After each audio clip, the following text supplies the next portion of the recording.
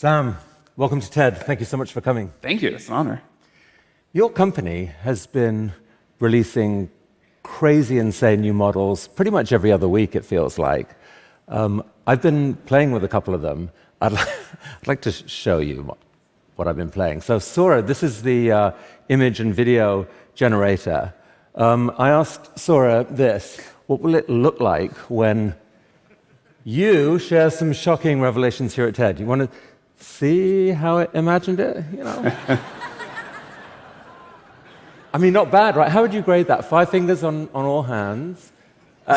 Very close to what I'm wearing. You know, it's good. I've never seen you quite that animated. You're normally No, I don't. I'm not that animated of a person. So maybe a B+. But this one genuinely astounded me when I asked it to come up with a diagram that shows the difference between intelligence and consciousness. Like, how would you do that? This is what it did. I mean, this is so simple, but it's incredible. What is the kind of process that would allow, like, this is clearly not just image generation, it's linking into the core intelligences that your overall model has. Yeah, the new image generation model is part of GPT-4o, so it's got all of the intelligence in there. And I think that's one of the reasons it's been able to do these things that people really love. I mean, if I'm a management consultant and I'm playing with some of this stuff, I'm thinking, uh-oh, what does my future look like? I mean, I think there's sort of 2 views you can take. You can say, oh man, it's doing everything I do. What's going to happen to me? Or you can say, like through every other technological revolution in history, okay, now there's this new tool. I can do a lot more. What am I going to be able to do? It is true that the expectation of what we'll have for someone in a particular job increases, but the capabilities will increase so dramatically that I think it'll be easy to rise to that occasion. So this impressed me too. I asked it to imagine Charlie Brown as thinking of himself as an AI. Came up with this. I thought this was actually rather profound. What do you think?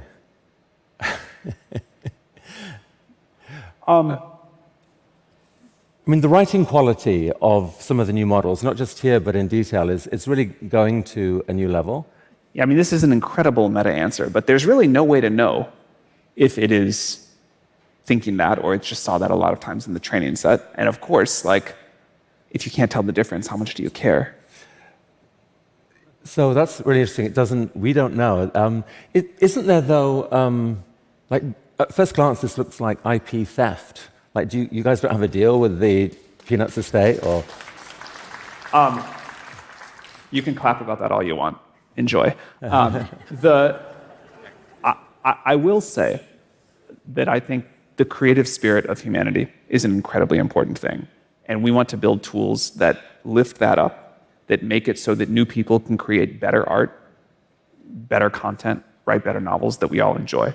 I believe very deeply that humans will be at the center of that. I also believe that we probably do need to figure out some sort of new model around the economics of creative output. I think people have been building on the creativity of others for a long time. People take inspiration for a long time. But as the access to creativity gets incredibly democratized and people are building off of each other's ideas all the time, I think there are incredible new business models that we and others are excited to explore. Exactly what that's going to look like, I'm not sure. Like, clearly there's some cut and dry stuff, like you can't copy someone else's work, but how much inspiration can you take? If you say, I want to generate art in the style of these 7 people, all of whom have consented to that, how do you like divvy up how much money goes to each one? Right. These are like big questions, but every time throughout history we have put better and more powerful technology in the hands of creators, I think we collectively get better creative output and people do just more amazing stuff. I mean, an even bigger question is when they haven't consented to it. In our opening session, Carol Cadwallader showed, ChatGPT give a talk in the style of Carol Cadwallader, and sure enough, it gave a talk that wasn't quite as good as the talk she gave, but it was pretty impressive. And she said, okay, it's great, but I did not consent to this. How are we going to navigate this? Like, isn't there a way, should it just be people who consented, or shouldn't there be a model that somehow says that any named individual in a prompt whose work is then used, they should get something for that. So right now, if you use our image gen thing and say, I want something in the style of a living artist, it won't do that. But if you say I want it in the style of this particular kind of vibe, or this studio, or this art movement, or whatever, it will. And obviously, if you're output a song that is like a copy of the song, it won't do that. The question of where that line should be and how people say this is too much, we sorted that out before with copyright law and kind of what fair use looks like. Again, I think in the world of AI, there will be a new model that we figure out. But right from now, the point of view, the world's full of creative people are some of the angriest people right now, or the most scared people about AI. And the difference between feeling your work's being stolen from you and your future is being stolen from you, and feeling your work is being amplified and can be amplified, those are such different feelings. And if we could shift to the other one, to the second one, I think that really changes how much humanity as a whole embraces all this. Well, again, I would say some creative people are very upset. Some creatives are like, this is the most amazing tool ever. I'm doing incredible new work. But, it's definitely a change. And I have a lot of empathy to people who are just I wish this change weren't happening. I liked the way things were before. But in principle, you can calculate from any given prompt how much. There should be some way of being able to calculate what percentage of a subscription revenue or whatever goes towards each answer. In principle, it should be possible if one could get the rest of the rules figured out. And it's obviously complicated. You could calculate some kind of revenue share, no? If you're a musician and you spend your whole life, your whole childhood, whatever, listening to music, and then you get an idea and you go compose a song that is inspired by what you've heard before, but a new direction, it'd be very hard for you to say, this much was from this song I heard when I was 11, this much from when I saw. That's right, but we're talking here about the situation where someone specifically in a prompt names someone. Yeah, well, again, right now, if you try to go generate an image in a name style, we just say that artist is living, we don't do it. But I think it would be cool to figure out a new model where if you say, I want to do it in the name of this artist and they opt in, there's a revenue model there. I think that's a good thing to explore. So I think the world should help you figure out that model quickly, and I think it will make a huge difference, actually. I want to switch topics quickly. The battle between your model and open source, how much were you shaken up by the arrival of DeepSeek? I think open source has an important place. We actually just last night hosted our first community session to kind of decide the parameters of our open source model and how we want to shape it. We're going to do a very powerful open source model. I think this is important. We're going to do something near the frontier, I think better than any current open source model out there. This will not be all, there will be people who use this in ways that some people in this room, maybe you or I, don't like. But there is going to be an important place for open source models as part of the constellation here.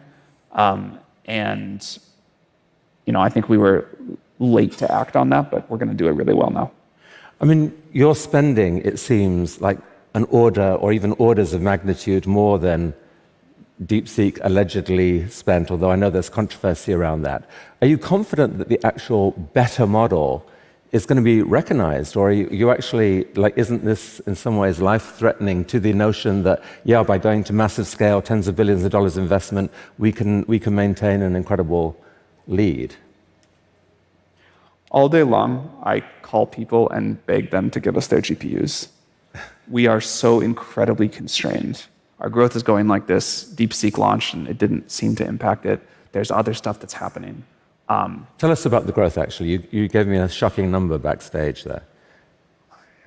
I have never seen growth in any company, one that I've been involved with or not, like this, like the growth of ChatGPT. It's really fun. I feel deeply honored. But it is crazy to live through, and our teams are exhausted and stressed, and we're trying to keep things up. How many users do you have now? I think the last time we said was 500 million weekly actives, and it is growing very rapidly.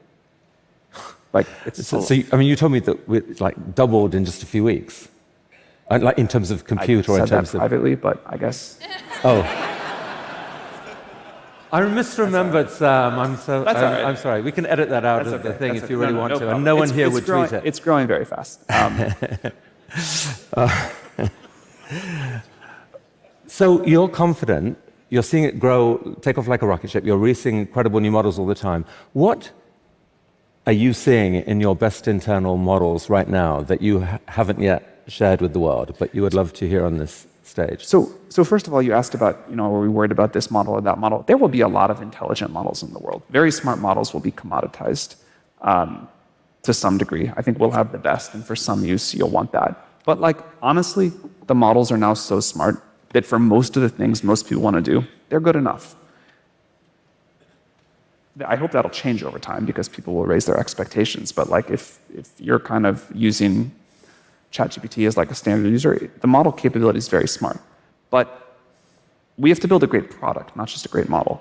And so there will be a lot of people with great models, and we will try to build the best product.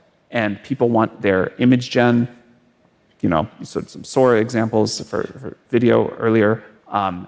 They want to integrate it with all their stuff. We just launched a new feature called just still called memory, but it's way better than the memory before, where this model will get to know you over the course of your lifetime. And we have a lot more stuff to come to build this great integrated product.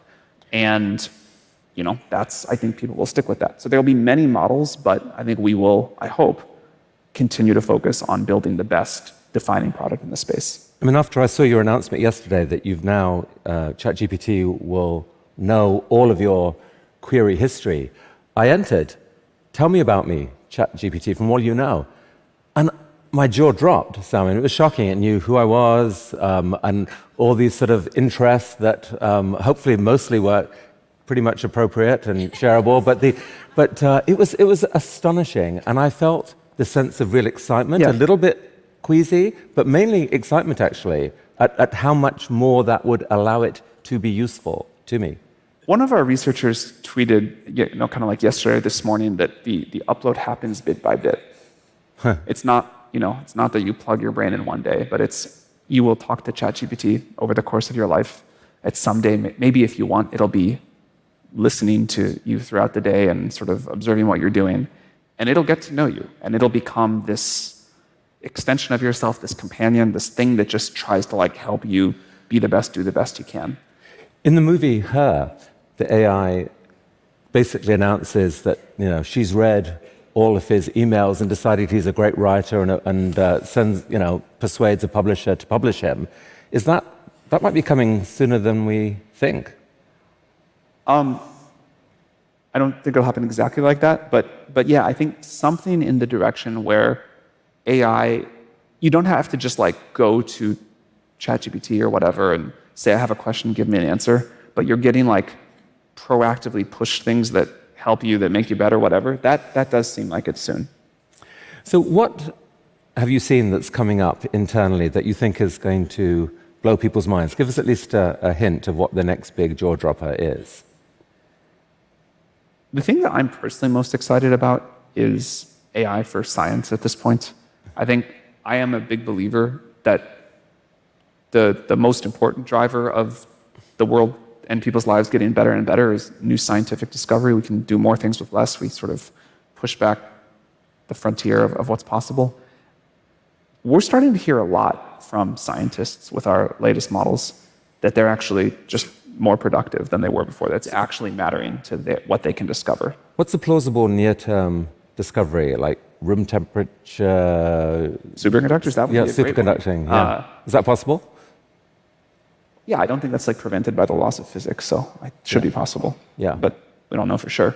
I think you'll start to see some meaningful progress against disease with AI-assisted tools. Physics maybe takes a little bit longer, but I hope for it. So that's one direction.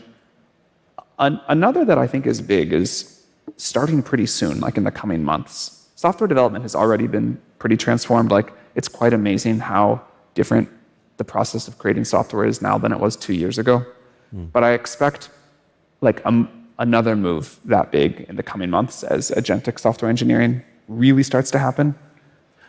I've heard engineers say that they've had almost like religious-like moments with some of the new models, where suddenly they can do in an afternoon what would have taken them 2 years. It's like mine. It really, like, that's been one of my big feel the AGI moments. But talk about what is the scariest thing that you've seen? Because like outside, a lot of people picture you as, you have access to this stuff, and we hear all these rumors coming out of AI, and it's like, oh my God, they've seen consciousness, or they've seen AGI, or they've seen some kind of apocalypse coming. Has there been a scary moment when you've seen something internally and thought, uh-oh, we need to pay attention to this? There have been like moments of awe, and I think with that is always like, how far is this going to go? What is this going to be? But there's no, like, we don't secretly have, we're not secretly sitting on a conscious model or something that's capable of self-improvement or anything like that.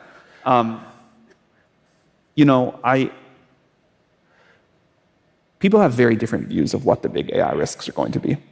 And I myself have like evolved on thinking about where we're going to see those. But I continue to believe there will come very powerful models that people can misuse in big ways. People talk a lot about the potential for new kinds of bioterror, models that can present like a real cybersecurity challenge, models that are capable of self-improvement in a way that leads to some sort of loss of control. So I think there are big risks there. And then there's a lot of other stuff, which honestly is kind of what I think many people mean, where people talk about disinformation or models saying things that they don't like or things like that. Sticking with the first of those, do you check for that internally before release? Of course, yeah. So we have this preparedness framework that outlines how we do that. I mean, you've had some departures from your safety team. How many people have departed? Why have they left? We have, I don't know the exact number, but there are clearly different views about AI safety systems. I would really point to our track record. There are people who will say all sorts of things. Something like 10% of the world uses our systems now, a lot. And we are very proud of the safety track record. But track record isn't the issue in a way, because no, it kind of we're is. talking about an exponentially growing power where we fear that we may wake up one day and the world is ending. So it's really not about track record. It's about plausibly saying that the pieces are in place to shut things down quickly if we see a danger. Oh yeah. No, of course that's important. You don't like wake up one day and say, hey, we didn't have any safety process in place. Now we think the model's really smart. So now we have to care about safety. You have to care about it all along this exponential curve. Of course, the stakes increase and there are big challenges, but the way we learn how to build safe systems is this iterative process of deploying them to the world, getting feedback while the stakes are relatively low, learning about like, hey, this is something we have to address. And I think as we move into these agentic systems, there's a whole big category of new things we have to learn to address. So let's talk about agentic systems and the relationship between that and AGI. I think there's confusion out there. I'm confused. So artificial general intelligence, it feels like ChatGPT is already a general intelligence. I can ask it about anything and it comes back with an intelligent answer. Why isn't that AGI? It doesn't. First of all, you can't ask it anything. That's very nice of you to say, but there's a lot of things that it's still embarrassingly bad at. But even if we fix those, which hopefully we will, it doesn't continuously learn and improve. It can't go get better at something that it's currently weak at. It can't go discover new science and update its understanding and do that. And it also kind of can't, even if we lower the bar, it can't just sort of do any knowledge work you could do in front of a computer. I actually, even without the sort of ability to get better at something it doesn't know yet, I might accept that as a definition of AGI. But the current systems, you can't say like, hey, go do this task for my job, and it goes off and clicks around the internet and calls someone and looks at your files and does it. And without that, it feels definitely short of it. I mean, do you guys have internally a clear definition of what AGI is? And when do you think that we may be there? It's one of these, it's like the joke, if you got 10 OpenAI researchers in a room and asked to define AGI, you'd get 14 definitions. And And That's worrying, though, isn't it? Because No, well- that has been the mission initially. We're going to be the first to get to AGI. We'll do so safely, but we don't have a clear definition of what it is. I was going to finish the answer. Sorry. What I think matters, though, and what people want to know is not where is this one, magic moment of we finished, but given that what looks like is going to happen is that the models are just going to get smarter and more capable and smarter and more capable and smarter and more capable on this long exponential. Different people will call it AGI at different points, but we all agree it's going to go way, way past that, to whatever you want to call these systems that get much more capable than we are. The thing that matters is how do we talk about a system that is safe through all of these steps and beyond, as the system gets more capable than we are, as the system can do things that we don't totally understand. And I think more important than when is AGI coming and what's the definition of it, it's recognizing that we are in this unbelievable exponential curve. Yeah. And you can, say, this is what I think AGI is. You can say, you think this is what you think AGI is. Someone else can say superintelligence is out here. But we're going to have to contend and get wonderful benefits from this incredible system. And so I think we should shift the conversation away from what's the AGI moment to a recognition that, this thing is not going to stop. It's going to go way beyond what any of us would call AGI. And we have to build a society to get the tremendous benefits of this and figure out how to make it safe. Well, one of the conversations this week has been that the real change moment is, AGI is a fuzzy thing, but what is clear is agentic AI, when AI is set free to pursue projects on its own and to put the pieces together. You've actually, you've got a thing called Operator, which starts to do this. And I tried it out. I wanted to book a restaurant, and it's kind of incredible. It kind of can go ahead and do it, but this is what it said. There's it was an intriguing process, and give me your credit card and everything else. And I declined on this case to go forward. But I think this is the challenge that people are going to have. It's kind of like, it's an incredible superpower. It's a little bit scary. And Yoshua Bengio, when he spoke here, said that agentic AI is the thing to pay attention to. This is when everything could go wrong, as we give power to AI to go out onto the internet to do stuff. Going out onto the internet was always, in the sci-fi stories, the moment where, escape happened and potential things could go horribly wrong. How do you both release agentic AI and have guardrails in place that it doesn't go too far? First of all, obviously you can choose not to do this and say, I don't want this. I'm going to call the restaurant and read them my credit card over the phone. I could choose, but someone else might say, go out ChatGPT onto the internet at large and rewrite the internet to make it better for humans or whatever. Yeah, the point I was going to make is just with any new technology, it takes a while for people to get comfortable. I remember when I wouldn't put my credit card on the internet because my parents had convinced me someone was going to read the number and you had to fill out the form and then call them. And then we kind of all said, okay, we'll build anti-fraud systems and we can get comfortable with this. I think people are going to be slow to get comfortable with agentic AI in many ways. But I also really agree with what you said, which is that even if some people are comfortable with it and some aren't, we are going to have AI systems clicking around the internet.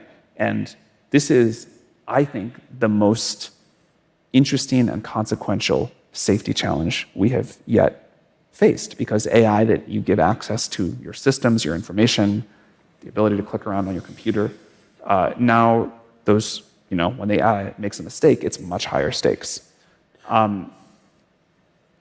It is the gate on, so we talked earlier about safety and capability. I kind of think they're increasingly becoming one-dimensional. A good product is a safe product. You will not use our agents if you do not trust that they're not going to empty your bank account or delete your data or who knows what else. And so people want to use agents that they can really trust, that are really safe. And I think we are gated on our ability to make progress, on our ability to do that, but it's a fundamental part of the product. But in a world where agency is out there and say that, maybe it's open models are widely distributed, and someone says, okay, AGI, I want you to go out onto the internet and, spread a meme however you can that X people are evil or whatever it is. It doesn't have to be an individual choice. A single person could let that agent out there, and the agent could decide, well, in order to execute on that function, I've got to copy myself everywhere. And are there red lines that you have clearly drawn internally, where you know what the danger moments are, and that we cannot put out something that could go beyond this? Yeah. So this is the purpose of our preparedness framework. And we'll update that over time, but we've tried to outline where we think the most important danger moments are, or what the categories are, how we measure that, and how we would mitigate something before releasing it. I can tell from the conversation you're not a big AI fan. No, actually, on the contrary, I use it every day. I'm awed by it. I think this is an incredible time to be alive. I wouldn't be alive any other time, and I cannot wait to see where it goes. But we've been holding, I think it's essential to hold, we can't divide people into those camps. You have to hold a passionate belief in the possibility, but not be over-seduced by it, because things could go horribly wrong.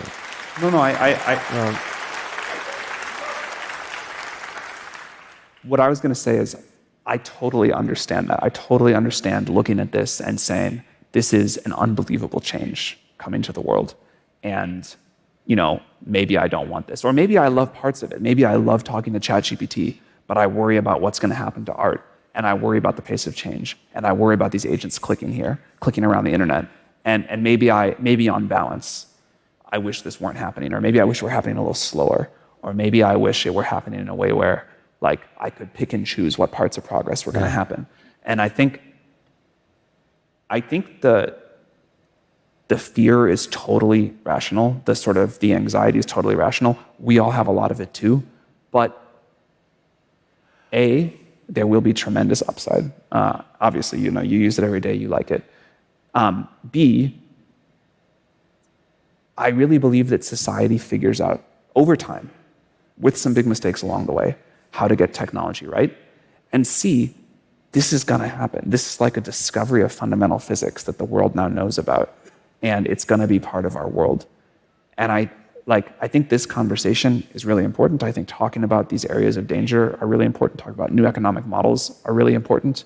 But we have to embrace this with caution, but not fear, or we will get run by with other people that use AI to do better things. You've actually been one of the most eloquent proponents of safety. You testified in the Senate. I think you said basically that we should form a new safety agency that licenses any effort, i.e. it will refuse to license certain efforts. Do you still believe in that policy proposal? I have learned more about how the government works. I don't think this is quite the right policy proposal. What is the right policy proposal? But I do think the idea that as these systems get more advanced and have legitimate global impact, we need some way, maybe the companies themselves put together the right framework or the right sort of model for this, but we need some way that very advanced models have external safety testing, and we understand when we get close to some of these danger zones. I very much still believe in that. It struck me as ironic that a safety agency might be what we want, and yet agency is the very thing that is unsafe. There's something odd about the language there, but anyway. I asked... Can I say one more thing on that? Yes, please. Yeah, I do think this concept of we need to define rigorous testing for models, understand what the threats that we collectively, society, most want to focus on, and make sure that as models are getting more capable, we have a system where we all get to understand what's being released in the world. I think this is really important. And I think we're not far away from models that are going to be of great public interest in that sense. So Sam, I asked your O1 Pro reasoning model, which is incredibly... Thank you for the $200.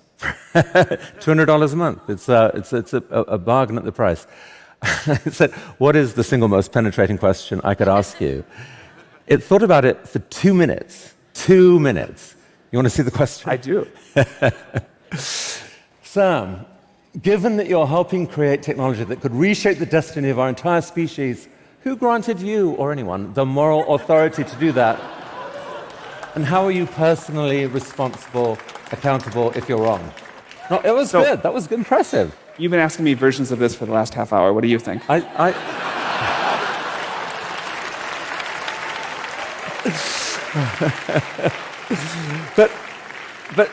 what I would say is this. Here's my version of that question. But no answer? What was your question to me? Yeah, how would you answer that one? In your shoes? Yeah. Or what do you, as an outsider? I don't know. I am puzzled by you. I'm kind of awed by you because you've built one of the most astonishing things out there. There are two narratives about you out there. One is, you are this incredible visionary who's done the impossible, and you shocked the world with far fewer people than Google. You came out with something that was much more powerful than anything you've done. I mean, it is amazing what you've built. But the other narrative is that you have shifted ground, that you've shifted from being OpenAI, this open thing, to the allure of building something super powerful. And, you've lost some of your key people. There's a narrative out there. Some people believe that you're not to be trusted in this space.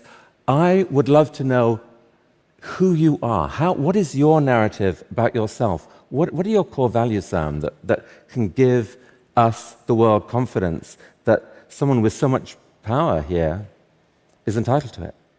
Look, I think like anyone else, I'm a nuanced character that doesn't reduce well to one dimension here. So, probably some of the good things are true and probably some of the criticism is true.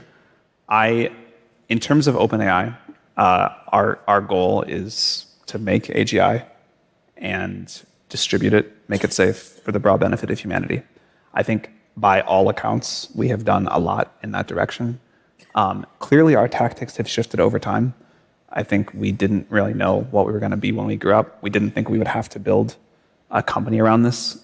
We learned a lot about how it goes and the realities of what these systems were going to take from capital. But I think we've been, in terms of putting incredibly capable AI with a high degree of safety in the hands of a lot of people and giving them tools to sort of do whatever amazing things they're going to do, I think it'd be hard to give us a bad grade on that. I do think it's fair that we should be open sourcing more. I think it was reasonable for all of the reasons that you asked earlier, as we weren't sure about the impact these systems were going to have and how to make them safe, that we acted with precaution. I think a lot of your questions earlier would suggest at least some sympathy to the fact that we've operated that way. But now I think we have a better understanding as a world, and it is time for us to put very capable open systems out into the world.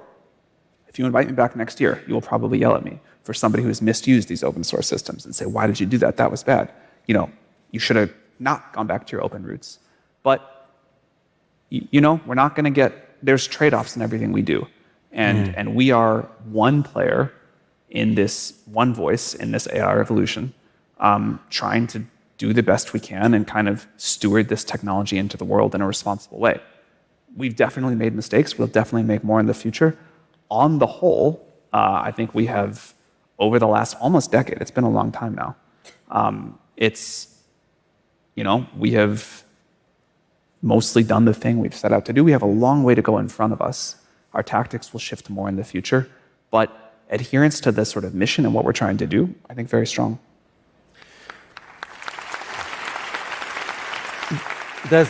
You posted this, so here's the Ring of Power from Lord of the Rings. Your rival, I will say, not your best friend at the moment, Elon Musk, claimed that he thought that you'd been corrupted by the Ring of Power, an allegation that, by the way, Hi, Steve. An allegation that could be applied to Elon as well, to be fair. But I'm curious. People, you have. I might respond. I'm thinking about it. I might say something. It's in everyone's mind as we see technology CEOs get more powerful, get richer. Can they handle it, or does it become irresistible? Does the power and the wealth make it impossible to sometimes do the right thing, and you just have to cling tightly to that ring? What do you think? I mean, do you feel that ring sometimes? how do you think I'm doing relative to other CEOs that have gotten a lot of power and changed how they act or done a bunch of stuff in the world? Like, how do you think? You have a beautiful. You are not a rude, angry person who comes out and says aggressive things to other people. Sometimes you do not, I do that. That's my single vice. But, you know. No, I think in the way that you personally conduct yourself, it's impressive. I mean, the question some people ask is that the real you, or is there something else going on? I'll take the feedback. We all have seen CEOs. You put up the Sauron Ring of Power, or whatever that thing is. So I'll take the feedback. What is like something I have done where you think I've been corrupted by power? I think the fear is that just the transition of OpenAI to a for-profit model is, some people say, well, there you go. You got corrupted by the desire for wealth. At one point there was going to be no equity in it. It'll make you fabulously wealthy. By the way, I don't think that is your motivation personally. I think you want to build stuff that is insanely cool. And what I worry about is that is the competitive feeling that you see other people doing it, and it makes it impossible to develop at the right pace. But you tell me. If you don't feel that, like what? So few people in the world have the kind of capability and potential you have. We don't know what it feels like. What does it feel like? Shockingly the same as before. I think you can get used to anything step by step. I think if I were like transported from 10 years ago to right now all at once, it would feel very disorienting. But anything does become sort of the new normal. So it doesn't feel any different. And it's strange to be sitting here talking about this, but the monotony of day-to-day life, which I mean in the best possible way, feels exactly the same. You're the same person. I mean, I'm sure I'm not in all sorts of ways, but I don't feel any different. This was a beautiful thing you posted. Your son. I mean, that last thing you said, that I've never felt love like this. I think any parent in the room so knows that feeling, that wild biological feeling that humans have and AIs never will, of you're holding your kid. And I'm wondering whether that's changed how you think about things. Like if, say here's a red box, here's a black box with a red button on it. You can press that button and you give your son likely the most unbelievable life, but also you inject a 10% chance that he gets destroyed. Do you press that button? In the literal case, no. If the question is, do I feel like I'm doing that with my work? The answer is, I also don't feel like that. Look, having a kid changed a lot of things. And by far, the most amazing thing that has ever happened to me. Like everything everybody says is true. The thing my co-founder Ilya said once is, I don't know, this is a paraphrase, something like, I don't know what the meaning of life is, but for sure it has something to do with babies. And it's like unbelievably accurate. It changed how much I'm willing to like spend time on certain things, and like the kind of cost of not being with my kid is just like crazily high. And but I really cared about like not destroying the world before. I really care about it now. I didn't need a kid for that part. I mean, I definitely think more about like what the future will be like for him in particular, but I feel like a responsibility to do the best thing I can for the future of everybody. Tristan Harris gave a very powerful talk here this week in which he said that the key problem, in his view, was that you and your peers in these other models all feel basically that the development of advanced AI is inevitable, that the race is on, and that there is no choice but to try and win that race and to do so as responsibly as you can. And maybe there's a scenario where your super intelligent AI can act as a brake on everyone else's or something like that. But the very fact that everyone believes it is inevitable means that is a pathway to serious risk and instability. Do you think that you and your peers do feel that it's inevitable, and can you see any pathway out of that where we could collectively agree to just slow things down a bit, have society as a whole weigh in a bit and say, no, we don't want this to happen quite as fast. It's too disruptive.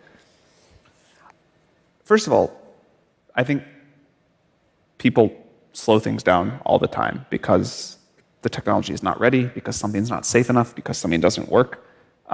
There are, I think, all of the efforts hold on things, pause on things, delay on things, don't release certain capabilities. So I think this happens. And again, this is where I think the track record does matter. If we were rushing things out and there were all sorts of problems, either the product didn't work as people wanted it to, or there were real safety issues or other things there. And I will come back to a change we made. I think you could do that. There is communication between most of the efforts.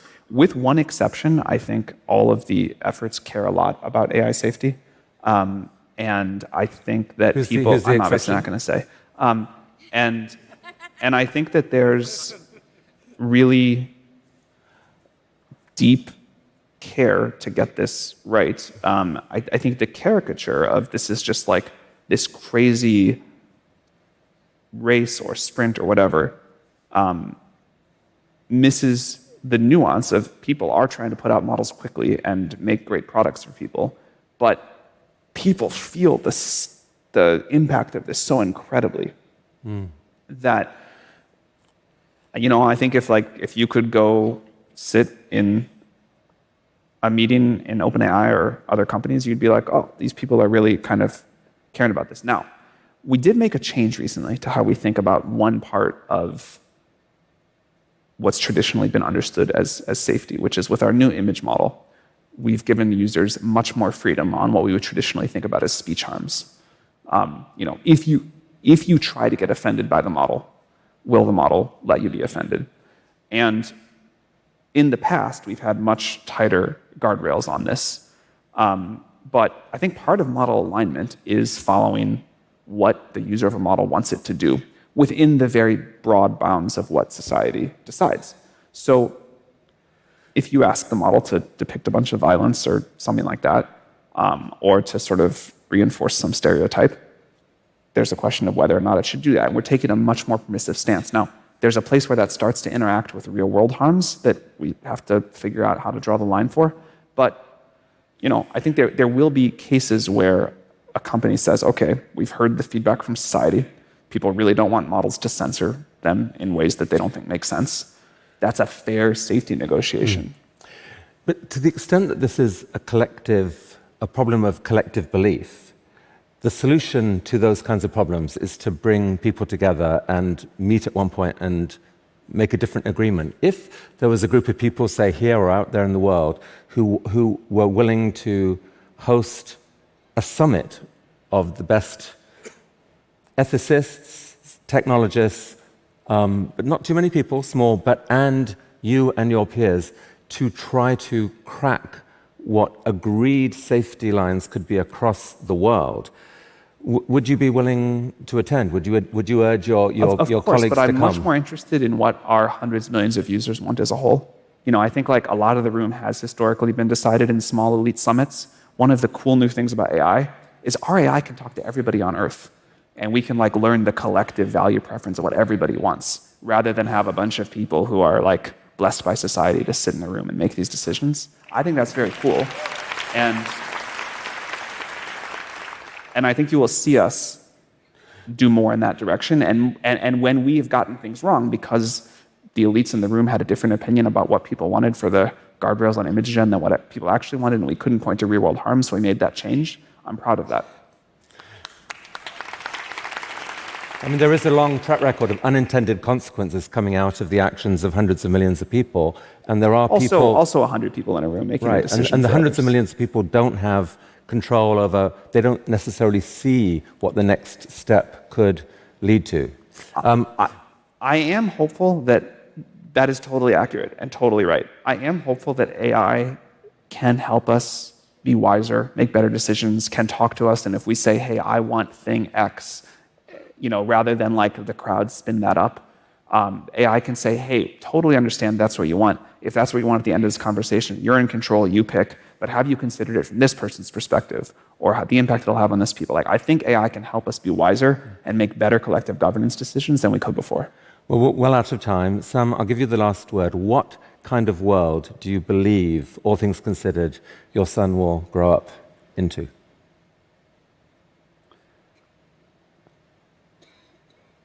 I remember, it's so long ago now. I don't know when the first iPad came out. Is it like 15 years, something like that?